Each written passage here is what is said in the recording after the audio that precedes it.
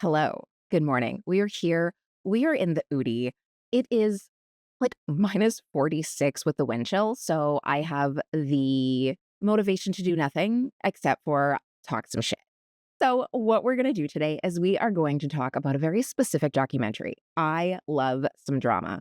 I love some messy drama. And I have been watching and kind of following this whole Ruby Frankie drama for a while now. Now, I actually became aware of Ruby Frankie and her group, not because of their family vlog, but because of all of the backlash that they ran into when she got the phone call from her daughter's teacher when, like, her daughter was in kindergarten or preschool or something like that, and she was like, "Yeah, if she didn't make her lunch, she's just gonna have to be hungry." Because I was as somebody with littles, I was absolutely appalled, like, I would've did what I had to do. I would've went to McDonald's and grabbed her up a Happy Meal or something. I would not have let her go hungry, but that is me, and perhaps I am an enabler and a soft parent, but it is what it is. Now, one of the things that I was very frustrated about when all of this fallout happened, the whole Ruby Gate, 8 passengers gate, I don't know what we're calling it, was how they focused so heavily on Ruby, as they should have, and not enough on Jodi. Because I wanted to know. I wanted to see all of the documentaries from Jodi's perspective, not perspective, about Jodi. And I really wanted to dig into that. Well, we finally got it. Netflix released a documentary about Jodi Hildebrandt finally. And it's still a little bit bothersome to me. It's a little bit still unsettling. I have some bones to pick with this documentary as well. And so that's what we are going to be talking about today. We are going to be talking about the Netflix documentary. I believe it's called Evil Influencer. And it is all about Jodi Hildebrandt and her role in this. Now, one of the things that frustrated me is basically we're gonna get into that. We're gonna get into that because we do have to admit that Netflix is a very very specific kind of villain that they love to portray. It's not that cartoony, maniacal villain, and it's not necessarily the obvious villain, but they love a credentialed villain. The kind that doesn't raise their voice, doesn't look unhinged, and does not scream, "I'm a monster," until somebody is already in handcuffs. If you have watched The Perfect Neighbor, you know exactly what I mean. This is not the first time that they have done this kind of documentary. That is what Evil Influencer, the Jodi Hildebrandt story, is actually about. No, it's not. It's not. The documentary is not just about abuse. It's really about how authority, institutions, and what happens when everyone agrees that exposure equals authority. And when nobody thinks to ask the follow-up questions because that person on camera just sounds so confident. On paper, this is super familiar. She is a therapist, a life coach, and a church-backed counselor that teams up with this public facing parenting influencer who runs an extremely tight ship and is very, very generous with the tough love. And together they begin this slow descent into something that is absolutely horrifying. So, in the documentary, we're introduced to Jodi Hildebrandt. In case you don't know, then I don't know why you're here, but maybe you are into some messy gossip as well. She is a licensed counselor, and she has the most rigidest of moral frameworks. Her like, it could double as a penitentiary. And then there is Ruby Frankie, who is a YouTube mom, and her parenting philosophy before Jodi came into the picture was intense. That's when she was on the normal side of the parenting YouTuber. She had a massive, massive parenting channel called 8 Passengers, 8 Penitentiaries. Yes, it was. It was 8 individual penitentiaries for each one of her children. It was called 8 Passengers, and it was massive, but she found herself in controversy quite often. In this documentary, though, it really does focus specifically on Jodi, and it gives us a very clean narrative that she was a powerful manipulator and that Ruby was just a corrupted follower. This simple narrative had a totally shocking outcome. If you don't know, I don't know if I should ruin it for you. I don't know. Maybe you are new. Then the documentary itself is very tidy, it's very bingeable, but it is incomplete, and that is what is so frustrating about documentaries sometimes, especially when you do follow it and you like, in real time and know the whole kinda story. But when you zoom out, it doesn't make sense as this all of a sudden collapse into, this felonious child abuse behavior. But as a pattern, it does make sense when you actually start looking at Jodi and her past in more of a pattern. It's a pattern of professional boundaries quietly dissolving, a pattern of enmeshment turned into brainwashing, and a pattern of families that have been fractured before she even hit the public stage. There's also what is frustrating that they kind of they just dip into is a pattern of institutions that continue to refer, endorse, and protect her time and time again, right up until things get legally insolvent. And that's when the documentary kind of loses me. Netflix is very good at saying just enough to look thorough, but it really avoids the kind of questions that make things uncomfortable, especially systems. I don't if you've ever studied systems, it does not quite dive into the full system, and that's where it puts a bee in my bonnet, so to say. Like, why was the church still sending referrals years and years after complaints and regulatory discipline? And why does the documentary treat Ruby Frankie like she's a blank slate instead of somebody that had this documented history of harmful behavior? Why does it frame this relationship as influence rather than asking it if it did cross into emotional enmeshment, which I think it did, but we will get into that later. And that should have set off so many professional alarm bells, especially with the pattern. And my biggest question of all is why are we all so eager to believe that this was a one off instead of asking who really benefited from turning a blind eye for all that time? I am not here today to relitigate guilt because they have already pled guilty. The courts have already dealt with that. But what we're going to do instead is something much less dramatic, but maybe a little bit more uncomfortable. I want to look at how authority gets borrowed from institutions. I want to look at how harm gets laundered through language like healing and accountability. We hear it all the time online. And I want to talk about how documentaries can accidentally protect the systems that allowed the abuse to happen in the first place. Evil Influencer is not just a story about one bad therapist or one bad mother. It's a story about what happens when credibility replaces oversight, faith replaces accountability, and everyone, even those with the explicit responsibility, agree to stop asking questions until it is way too late. When you stop to consider these three things, this case stops looking shocking and starts looking a lot more familiar. It starts looking a lot more like a pattern. So let's start with the least dramatic, but the most important part of the story. Jodi Hildebrandt didn't build her authority from Instagram followers or from viral clips. She built it the old fashioned way through referrals, specifically referrals connected to the Church of Latter-day Saints. Now, before you panic, I am not attacking religion. I honestly believe that they may have used if you followed this case and you saw a lot of the speech in the diaries and stuff, they may have used religion as a language to cover up a lot of the abusive behavior. But I really do believe that this kind of people, the kind of people with the capacity to do these kind of things, they would have found an excuse or a rationality regardless of whether it was religion or something else. So just because they chose the rationality of religion, they already had the capacity and clearly the willingness to stoop this low. So I'm not going to put 100% blame on religion as a thought structure, not thought structure, as an outlet, but we are going to talk about it as an institution, if that makes sense. Because that is how institutional trust works, regardless of which institution it is. When a therapist or counselor is recommended through a trusted religious community or structure, something subtle but very powerful starts to happen.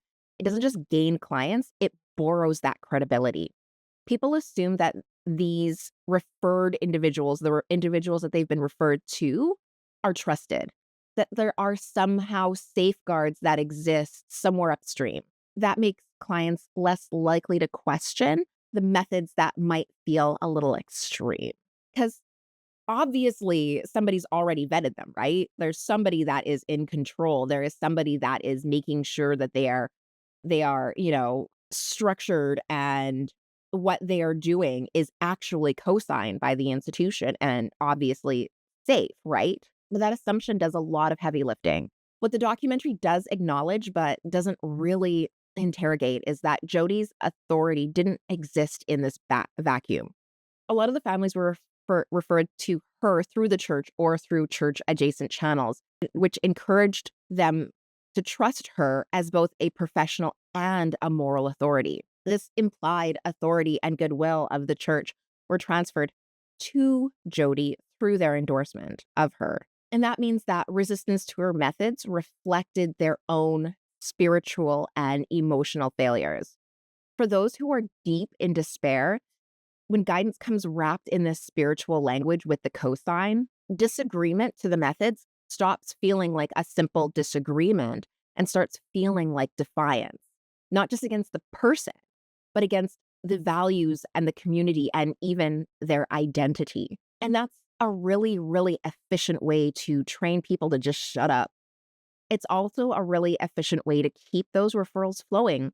And they never did stop, even when the concerns started to arise. Because these complaints don't sound very much like complaints anymore, now it comes wrapped up in this language of the family just isn't ready to heal. They're resisting accountability or they're uncomfortable with the truth. And that's really convenient for abusers, for everyone except the person being harmed. The church gets to continue to close a blind eye. The abuser gets to continue to abuse, and the referrals just keep on coming in.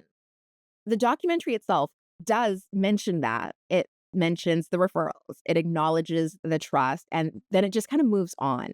It doesn't really sit with this uncomfortable reality that institutions don't have to intend harm in order to enable it. It just has to keep endorsing it, deferring to it, and assume that someone else is responsible for the oversight. And this matters because once authority is institutionally borrowed by the abuser, it's incredibly hard to challenge, because those families that are being harmed, they don't just fear that they're going to lose their therapist. They fear they're going to lose standing in the community. They fear they're going to be labeled as uncooperative. They're going to be framed as somehow morally deficient. And so even when things feel wrong, even when their boundaries start to blur, people are going to stay, not because they're weak or because they want to tolerate the abuse, because this system makes it too costly to leave. And that's why framing Jodi Hildebrandt as this lone manipulator or this rogue therapist, while it's comforting, it's not necessarily an honest portrayal of the situation. It lets the institution say, see, we would never support that. She was doing it off on her own, without actually asking, then why were these referrals still happening? Why were these warning signs being reframed instead of escalated? And why did it take law enforcement, not internal safeguards from the institution itself, to stop this, despite all of the complaints and all of the evidence of harmful behavior? Once you start to understand that pipeline, once you see this entire system at play, that's when the harm starts to become undeniable. And watching how things start to spiral out of control, that becomes unavoidable. Now, once someone has borrowed authority from an institution, the next shift happens easily, but it doesn't happen necessarily loudly. There's no dramatic boundary crossing moment. It happens really subtly and just a little bit at a time. Most dangerous relationships don't start looking chaotic at first, because then you would just leave. They start to by looking productive. And the documentary repeatedly uses the word influence to describe this relationship between Jodi and Ruby Frankie and the rest of her victims. And technically, it's not wrong, but it's also doing a lot of hard work to avoid a more uncomfortable word, and that's enmeshment. Enmeshment is not always about romance or anything like that. It's not even about necessarily physical intimacy. It's really about intention and collapsed boundaries. When one person becomes the primary emotional authority and inserts themselves into the daily decision making, reframes independence as danger, and slowly replaces outside relationships with themselves, that's enmeshment. It's not guidance anymore, it's control. And they might insist that it's for your own good, but again, it is a very dangerous dynamic, especially when coming from someone with so much authority, not only because of their position to you, but their position in the community. This documentary really does stop short of labeling this dynamic explicitly. Instead of showing us Jodi's increasing presence in Ruby's life, the narrowing of acceptable perspectives, and the framing of disagreement as a moral failure, as well as the gradual isolation of anyone who questioned her process, that lets the viewer connect the dots.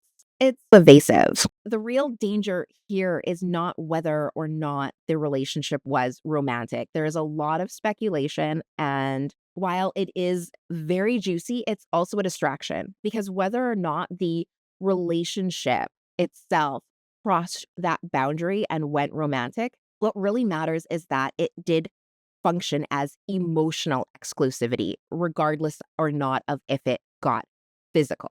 Only one voice mattered above all others. Only one framework replaced every competing instinct that Ruby Frankie had.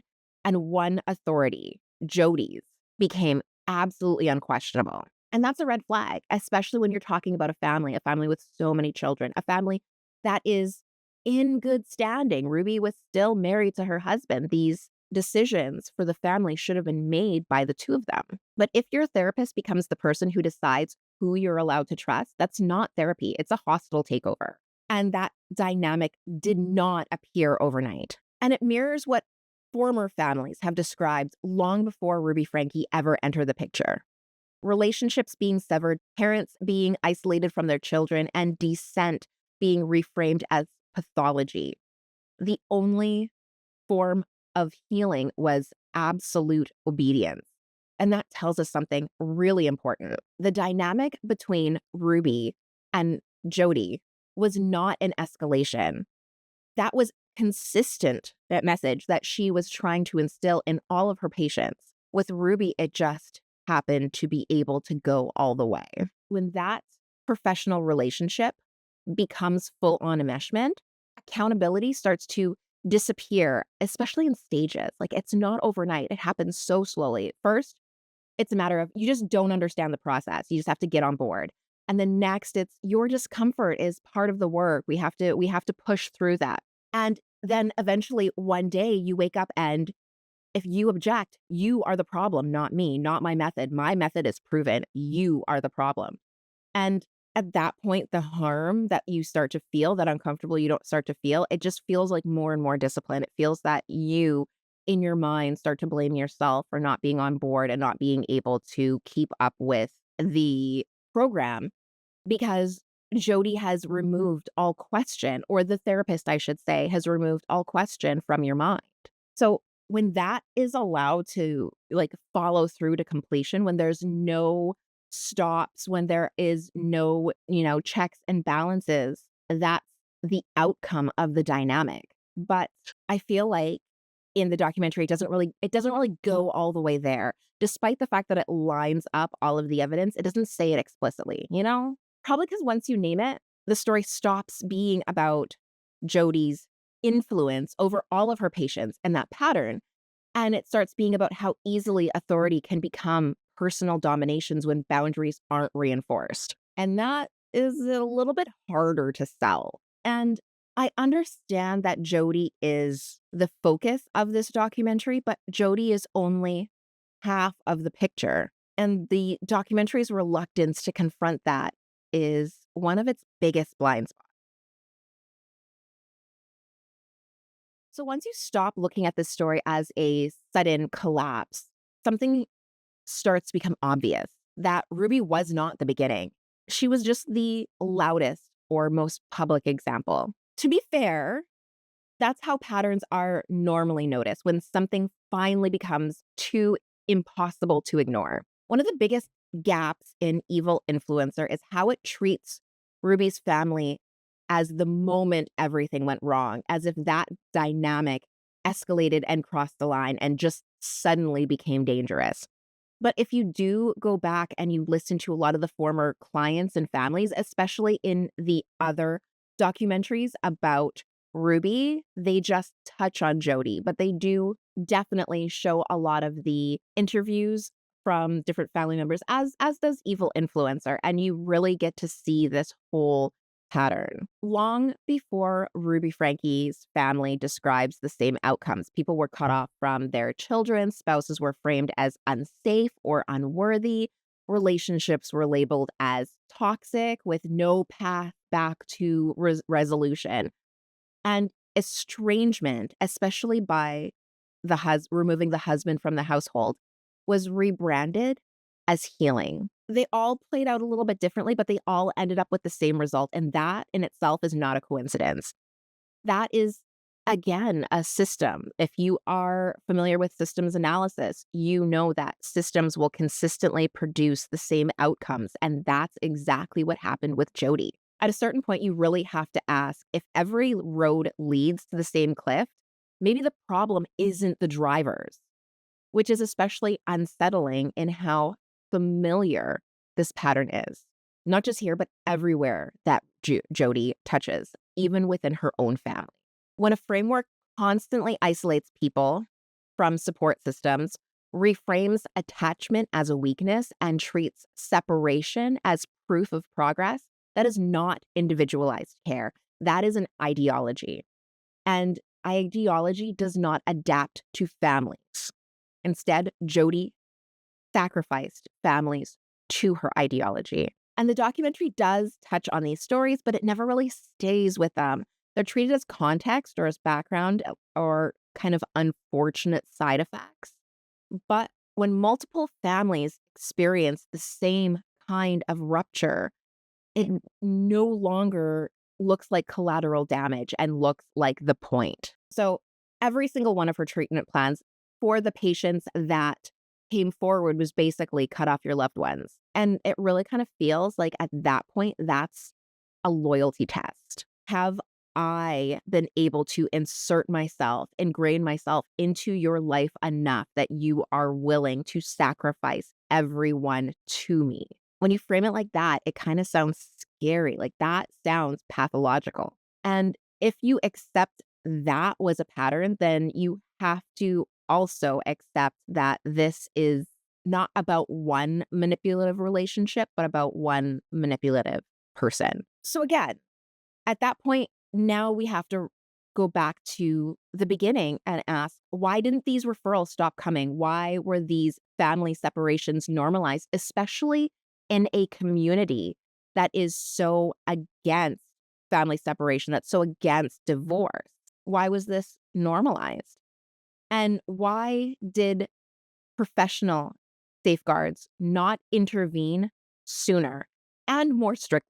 So now let's go back to the beginning. So if we don't start with Ruby, if families were already being broken, if harm was already being justified as necessary, then why is the framing shifting away from the responsibility?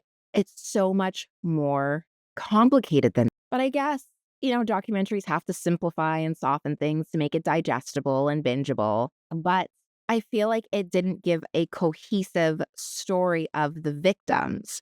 Some of them they framed as victims, and some of them they kind of framed as agents of their own story. But I really think that the biggest omission in the entire documentary was the sanitization of Ruby Frankie's past behavior.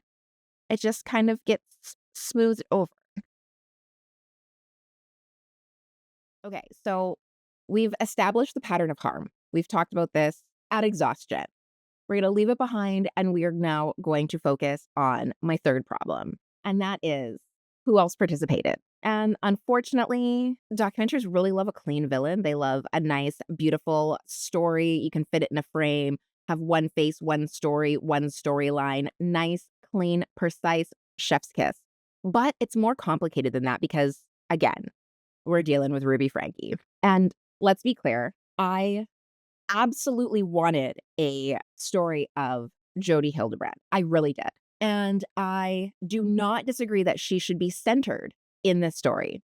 But I do find it frustrating that the documentaries we watch always emphasize one as the villain and really downplays the other when they were both equally, if not more so Ruby, but they were both equally, because of Jodi's position of trust, at fault in this matter. But they frame this as an instance where Ruby was pulled into her orbit, or that she was corrupted by proximity, or that she was kind of stripped of any meaningful agency. But that's just not true. Ruby Franke is framed as less of an active participant and more of a tragic before and after. Before Jodi, she was strict, maybe a little bit misguided, but recognizable, like she was her. But after Jodi, she was transformed, she was extreme, and she was horrifying, which is a clean arc, but it's also very generous. Because she was very, very controversial for her strict and relentless parenting techniques before Jodi was ever in the picture. And it really glosses over that past behavior. We're told that she struggled. We're told that she had moments of rigidity, but the long-standing pattern of control, the deprivation, and the justification before Jodi enters the picture, but it's treated just like background noise. The behaviors were neutralized, but they weren't. They were harmful. And that framing matters because abuse doesn't normally just arrive as a newly branded personality trait. It intensifies, it escalates, it finds language that legitimizes itself after it's already been there. Jodi did not invent this control, this deprivation, this tendency for Ruby to be unforgiving of her children, but she did give it a moral framework. She did, which is kind of arguably worse. None of this minimizes Jodi's responsibility. Like I said, she was in a position of trust. She should have been the person to realign Ruby's character and put her on a more forgiving and flexible path. But she does not. And the documentary really does have a challenging time or reluctance, I guess, to let these two things be true at once. That Jodi wielded professional authority in dangerous ways, and that Ruby Franke was not a passive blank slate. And those two truths do not cancel each other out, but they do explain each other. The flattening of the story to a manipulator and manipulated avoids a harder conversation. Because if Ruby had agency, then parental abuse doesn't start with influence and accountability doesn't stop at persuasion. A system can't pretend that this was a singular contaminated event. And that then means that it's a collaboration enabled by a belief structure and unchecked authority. And that's a lot messier. Documentaries don't necessarily love messy. They really like that clean box so that you can watch it, you can binge it, you can feel uncomfortable, and then you can walk away thinking that the world's a better place now that she's locked up. But it's not that simple. And I think it's okay that that's true. So there does come a point in every true crime story where accountability technically happens in that case. They were both caught, they were arrested, there were charges, they pled guilty, so they had sentencing. And that's usually where documentaries stop doing a lot of their work. But it doesn't necessarily stop there. The true question is, will they really have to face true accountability? Now, we've all seen the horrific photos and the video of that poor little boy. knocking on the neighbor's door looking for water, and I think he ended up getting like a banana or something like that. And that sticks with you. And we know that they were remorseful enough. I hope that there was remorse, or at least kind enough to plead guilty and not put the children through having to go through a long trial. And as a honest, uninterested, uninvested third party, I am thankful for that. But the question is, will they really receive meaningful enough time for what they did? Now, their sentence was anywhere from like 1 to 40 years, and it does matter. And basically, it will be decided by the Utah Parole Board. They'll meet them probably every couple of years or every year and start to go through the process of like if they are rehabilitated enough to be released on probation. And that is dangerous. I know we have to have faith that the system can see past any kind of smoke signal or smoke screen that they put up and really give them enough time to feel their punishment. But sometimes the system breaks down. Sometimes prisons get overcrowded and they just want to let people out. And I'm really nervous about how much time they're going to get. I'm not the invested party, but you just think of how much therapy and how much healing these kids are going to have to go through being put at this level of abuse by someone that they are supposed to be, that's supposed to take care of them. And, you have to kind of wonder how much time they're going to get. That is the scary part for me, is I hope that they're not out in a year or two and it's just a slap on the wrist and then they get to, be out and live their life and be on the streets, because those kids, they haven't had a chance to heal. And could you imagine not only having to heal from the damage that your mother and the family therapist inflicted upon you, but also that you might casually bump into them in town? Like, that would be terrifying. I can tell you that much. But that's where I'm left. Let me know where you're left. If you've watched this documentary, if you are just watching this because you are curious about the juicy gossip. That's something that always that kind of always sticks with me as far as this particular story goes. Yeah, let me know what you thought about the documentary. Let me know what you thought when we finally got one that reflected on Jodi. I think what I'm waiting for is a documentary that just focuses on them both. Maybe that's what I need, is one that focuses on the situation and all of the contributions to it from both sides. Because every time I watch a documentary about Ruby, I feel like they let Jodi off easy. Every time I watch a documentary about Jodi, I feel like they let Ruby off easy. Maybe I am just, I don't know, maybe I am just, wanting to like hold down that hammer a little bit stronger, because they both just have such sordid histories of abuse. And it is frustrating that nobody seems to really balance that. Both of them could have brought their own form or flavor or spiciness of abuse to this situation. And it doesn't necessarily be one person influencing the other, or one person, leading the other. They can both be equally as horrible. And just when their horridness combines, they both ascend to a new level. I think that's what it is. Maybe we should make our own documentary and like really balance that out. I don't know. Let me know what you think. Let me know if you watched the documentary, if you liked it, your thoughts down, and I will see you in the next one. I'm not going outside. It's still too cold. It is still entirely too cold, but I will find something else to do with myself today that is warm. I hope you have a great one. Take care of yourself. Ta-ta.